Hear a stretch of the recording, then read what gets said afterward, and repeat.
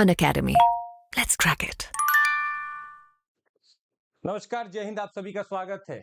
Shaktikanta Das ji, RBI governor ने कुछ तो चेंजेस किए हैं अभी के हाल ही में आए मॉनेटरी पॉलिसी कमेटी के डिसीजंस में। आइए देखते हैं कि क्या हो रहा है। इन्फ्लेशन आप सभी को पता है कि अच्छे खासे लेवल पे चल रहा है और मॉनेटरी पॉलिसी कमेटी का एक काम है कि इन्फ्लेशन को टेम रखे। अब इसके पास ऑप्शंस बहुत सारे होते हैं। आइए देखते हैं कि क्या इन्होंने चेंज किया। अभी हाल ही में खबर आ रही है, RBI policy meeting highlights, RBI governor Shaktikanta Das delivers hawkish pause, remains cautious on inflation.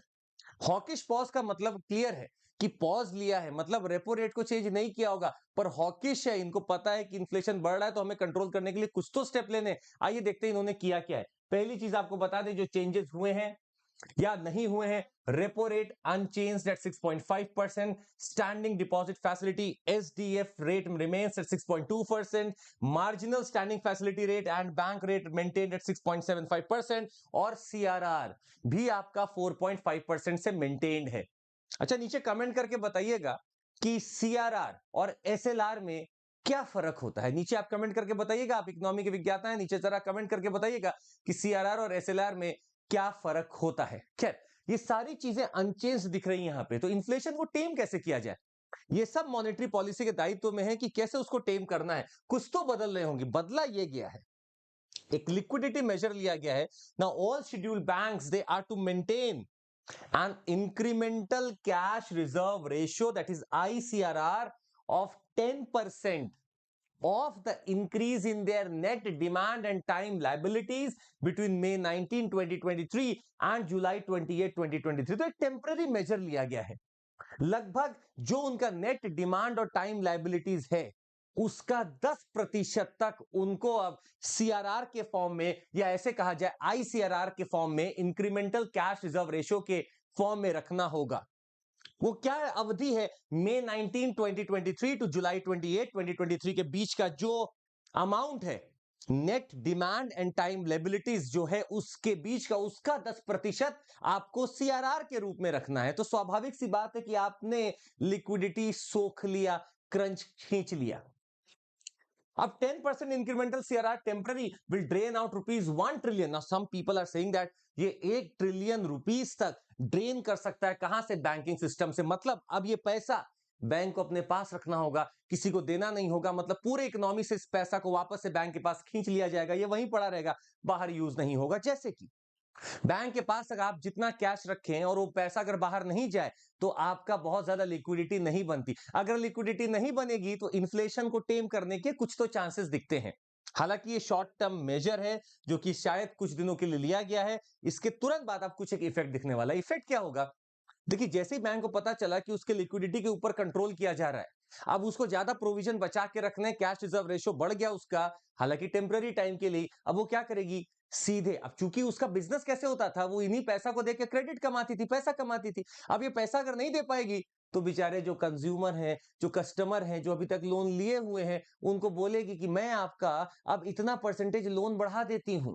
मतलब interest rate on the loans that are already there will increase by some basis points, maybe 15 or 20, no one knows, let's see what happens, but it is going to happen now। मतलब loan महंगा होने वाला है sir, और loan महंगा होने के मतलब डिमांड को थोड़ा सा कर्टेल किया जाएगा। डिमांड कर्टेल होगी, इन्फ्लेशन अपने आप नीचे आने लगेगा। तो ये चेंज दिखा है, हॉकिश पॉज इसीलिए कहा गया।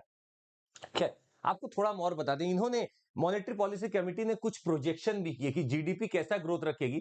तो माना गया Q1 के 24 का, अगर हम 24 का फाइनेंशियल ईयर देखते हैं तो Q1 का 8% है, Q2 का 6.4% है, या 5%, Q3 का 6% है, Q4 का 5.7% है। GDP growth for financial year 25 is projected at 6.6%।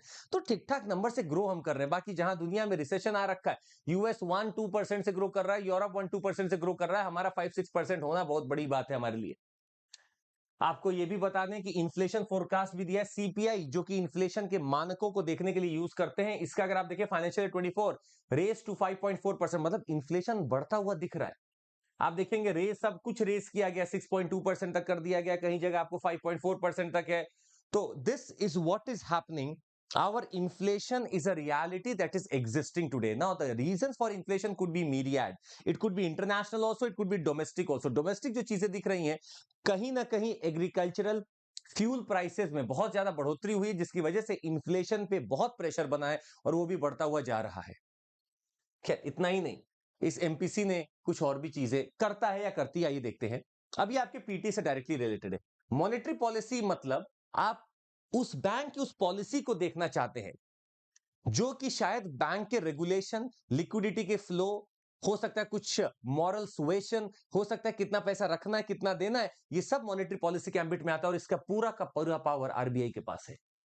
Primary objective of the RBI monetary policy is to maintain price stability. आपका प्राइम ऑब्जेक्टिव क्या है कि प्राइस स्टेबिलिटी बने रहे while keeping in mind the objective of growth and development. दोनों चीज आपको ध्यान में रखनी है। प्राइस स्टेबिलिटी इसलिए जरूरी है क्योंकि अगर नहीं होगा तो इन्फ्लेशन आ जाएगा, सस्टेनेबल नहीं रहेगा। और आपको ग्रोथ इसलिए देखना है ताकि आप इतना भी ज्यादा पकड़ के ना बैठ जाए कि आपका ग्रोथ ही नहीं हो रहा है। आरबीआई एक्ट को अमेंड किया गया था 1934 का आरबीआई एक्ट, उसको अमेंड किया गया था so that we can have an inflation targeting बंडन। और इन्फ्लेशन टारगेट कहां करते हैं हम? 4% प्लस माइनस 2%। हमारा इन्फ्लेशन टारगेटिंग अप्रोच क्या है? 4% का इन्फ्लेशन का सिनेरियो है, प्लस 2% माइनस 2%, इसी ब्रैकेट के बीच में हमें अपना इन्फ्लेशन को मैनेज करना है। And it is to be set by the government of India in consultation with RBI once in every 5 years, once in every 5 years। खैर, under section 45ZB of the amended RBI Act of 1934 that was amended in 2016, the central government empowered to constitute a monetary policy committee. Further, section 45ZB lays down that the monetary policy committee shall determine the policy rate required to achieve the inflation target. ये साफ लिखा था कि monetary policy committee shall determine the policy rate required to achieve the inflation target. क्या monetary policy हम रखें कि मेरा इन्फ्लेशन टारगेट अचीव हो जाए, and the decision of the monetary policy shall be binding on the bank. Please note it down, it will be binding on the bank. Composition की बात की जाए, 6 मेंबर होंगे। आरबीआई गवर्नर इसका ex officio chairperson होगा। Deputy governor in charge of the monetary policy will also be there, an officer of the bank to be nominated by the central board, and 3 persons to be appointed by the central government. Now, this category of appointments must be from persons of ability, integrity and standing, having knowledge and experience of monetary policy. उन्हीं को appoint करेंगे आप। तो 6 member की monetary policy committee है, ये meetings करती रहती हैं। अब आपको नीचे कमेंट करके बताना है कि ये मॉनेटरी पॉलिसी की जो मीटिंग होती है इसका क्या टेन्योर है, कब कब ये मिलते हैं, आप नीचे कमेंट करके बताइएगा और हमारा आंसर आप वहीं पाइएगा। बहुत बहुत शुक्रिया इसको सुनने के लिए। Thank you so much. Take care. जय हिंद। ध्यान रखिएगा, पढ़ते रहिएगा। जय Hind. An Academy. Let's crack it.